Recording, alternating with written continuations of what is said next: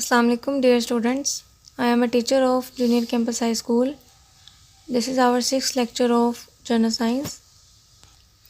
Dear students, come to the page 228. Our today's topic is the moon exploration. आज हमने moon a natural satellite के बारे में पढ़ना है. The moon is our nearest neighbor in space. It is the Earth's natural satellite. Moon हमारी अर्थ जो है इसके करीब तरीन ये ऑब्जेक्ट है और जिसको हम नेचुरल सैटेलाइट कह रहे हैं. सैटेलाइट कोई भी ऐसी चीज़ जो अर्थ के गिर्द ऑर्बिट करती है उसको हम सैटेलाइट कह रहे हैं. मून जो है ये नेचुरल सैटेलाइट है जो हमारी ज़मीन के गिर्द चक्कर लगाता है orbiting the earth. The moon is about 3474 kilometre in diameter and is 3,84,400 kilometre away from the earth. इतना इसका डायामीटर है मून का और इतने किलोमीटर मून हमारी ज़मीन से दूर है. It is the only place outside the earth which has been visited by man. और जो हमारे पास मून है यहाँ पर अभी तक ये वो जगह है जहाँ पर आदमी ने एक्सेस हासिल कर लिया है. इट इज़ ड्राई एंड बैरन. हमें पता है कि जो मून है इसकी सरफेस क्या होती है, ड्राई है और बंजर है. It has no air water there और वहाँ पर ना पानी और ना ही हवा मौजूद है. Its surface is mountainous and huge ditches called crater are there. और मून चाँद की जो सरफेस है वो बहुत ज़्यादा रफ़ है जैसे किसी भी पहाड़ की सरफेस होती है और घड़े हैं उसमें डिचेस हैं जिसको हम क्रेटर कह रहे हैं. और ये जो घड़े हैं ditches these are made by large stones falling on the surface of the moon. Scientist के मुताबिक ये जो घड़े हैं ये किसकी वजह से बने हैं, मून के सरफेस से बड़े बड़े जब स्टोन्स टकराए तो उसकी वजह से जो मून है इसकी सरफेस पे डिचेस या क्रेटर क्रिएट हो गए. The moon revolves around the earth just as the earth revolves around the sun. बिल्कुल इस तरह जिस तरह ज़मीन सूरज के गिर्द चक्कर लगाती है ये जो मून है ये हमारी ज़मीन के गिर्द चक्कर लगाता है. लेकिन बट द डिफरेंस इज़ जो हमारी ज़मीन है ये एक साल में अपना एक चक्कर कंप्लीट करती है इन 365 डेज़. अप्रोक्सीमेटली 1 ईयर में ये अपना एक जो वो कंप्लीट करती है चक्कर अराउंड द सन. लेकिन जो मून है ये करता है अपना ऑर्बिट कंप्लीट इन 29 डेज़ या 29 and half days may be 1 month. ठीक है. The moon completes its orbit around the earth in only 29 maybe 29 and half days or about 1 month. The moon has no light of its own. हमें पता है कि जो चाँद है ये ल्यूमिनस नहीं है, रोशन नहीं है, इसकी अपनी कोई लाइट नहीं होती. तो हमें रोशन क्यों नज़र आता है? It looks bright in the sky. Why? सूरज की रोशनी जब चाँद पे पड़ती है और वो रिफ्लेक्ट होकर ज़मीन पर आती है तो जितने हिस्से पर चाँद के जितने हिस्से पर सूरज की रोशनी पड़ रही होती है उतना हिस्सा जो है हमें नज़र आता है. It reflects sunlight to us. We are able to see only that portion of the moon which is lit up by the sun.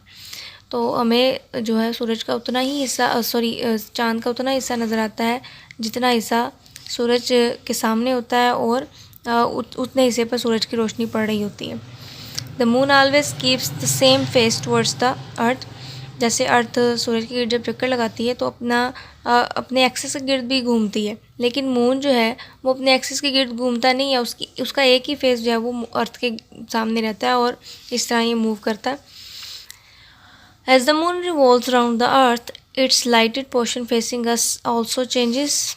That's why the shape of the moon as seen by us keeps on changing.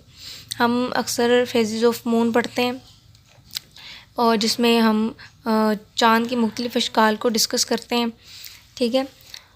तो ये चाँद की मुख्तलिफ shapes जो हैं इसके phases किसकी वजह से हैं, ये जब अर्थ के गिर्द राउंड करता है तो कभी इसका हाफ पोर्शन सूरज के सामने होता है और कभी इसका जो है वो बहुत थोड़ा सा पोर्शन जो है वो लाइट अप होता है बाज़ औक़ात ऐसा होता है कि जो सूरज है उसका पूरे का पूरा पोर्शन जो है वो लाइट अप होता है और हमें पूरा चाँद नज़र आता है। तो जब जैसे जैसे मूव करता जाता है इस जो है ना इसके शेप्स भी चेंज होती जाती हैं। अकॉर्डिंग टू द शेप्स हम जो है वो इस साइकिल को कंप्लीट करते हैं, पढ़ने की कोशिश करते हैं। When the moon is between the earth and the sun, we cannot see its lighted portion at all. Like this, इस साइकिल में देखें, जब चाँद सूरज और ज़मीन के दरमियान होता है तो इसका जो लाइटेड पोर्शन होता है वो तो सन की तरफ होता है, हमारे ज़मीन से दूर होता है, तो हमें इसका बिल्कुल कोई सा नज़र नहीं आता। तो उस वक्त हम कहते हैं कि चाँद जो है वो जो है न्यू मून हम उसको कहते हैं, ठीक है, जो कि लाइट अप नहीं होता क्योंकि इसका जो इल्यूमिनेटेड पोर्शन होता है वो हमसे बहुत दूर होता है। ये न्यू मून है। जैसे ही ये जो मून है न्यू मून ये थोड़ा सा मूव करना शुरू कर देता है, ऑर्बिट करता है, तो अगले कुछ दिनों में हमें इसका थोड़ा सा पोर्शन जो है वो लाइट पोर्शन नज़र आता है। इसे हम क्रिसेंट बोलते हैं। जैसे जैसे ये मून ग्रो करता जाता है फिर इसका हाफ ऑफ द जो मून है ये लाइट अप हो जाता है, जिसे हम हाफ मून कहते हैं या फर्स्ट क्वार्टर कहते हैं। उसके बाद जैसे जैसे ये ऑर्बिट करता जाता है इसका जो है वो हाफ से ज़्यादा पोर्शन जो है वो ब्राइटन अप हो जाता है। फिर जब ये जो मून है ये सूरज ज़मीन की अपोजिट साइड पे आ जाता है। पहले अगर ये सूरज और ज़मीन के दरमियान था तो ये न्यू मून था, अगर अपोजिट साइड पे आ गया तो हमें पूरे का पूरा चाँद जो है वो लाइट अप नज़र आता है, जिसकी वजह से हमें फुल मून नज़र आता है। फिर ये जब इस तरफ मूव करता है तो इसका पीछे वाला पोर्शन जो है वो डार्क होना शुरू हो जाता है और आगे वाला लाइट अप होना शुरू हो जाता है। जैसे जैसे मूव करता जाता है फिर उसी तरह क्वार्टर मून आता है, ठीक है, और हमें हाफ मून नज़र आता है। हाफ इसका पोर्शन जिस पे लाइट नहीं पड़े वो हमें नज़र नहीं आता।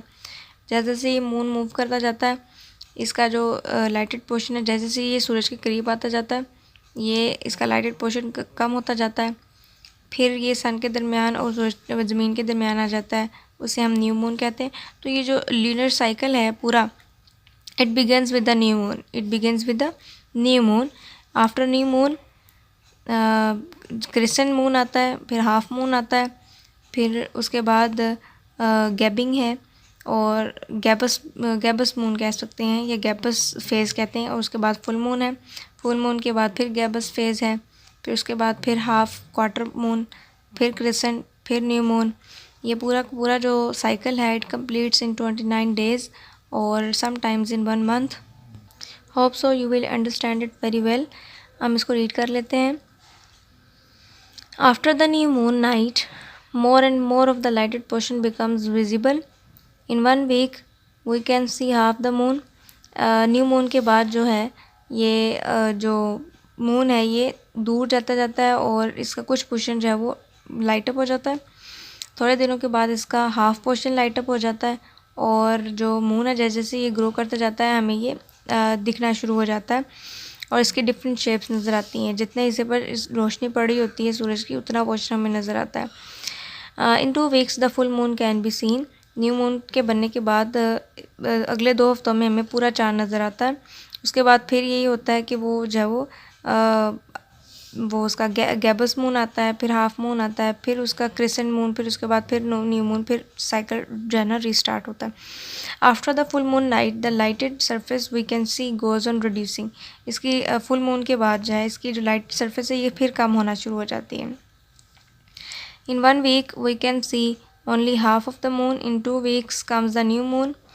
अगले रात जो है क्या होता है in 1 week we can see only half of the moon. अगले वीक में हमें हाफ मून नज़र आता है। in 2 weeks come the new moon. अगले 2 वीक्स में जो हमारे पास चाँद है वो न्यू मून बन जाता है।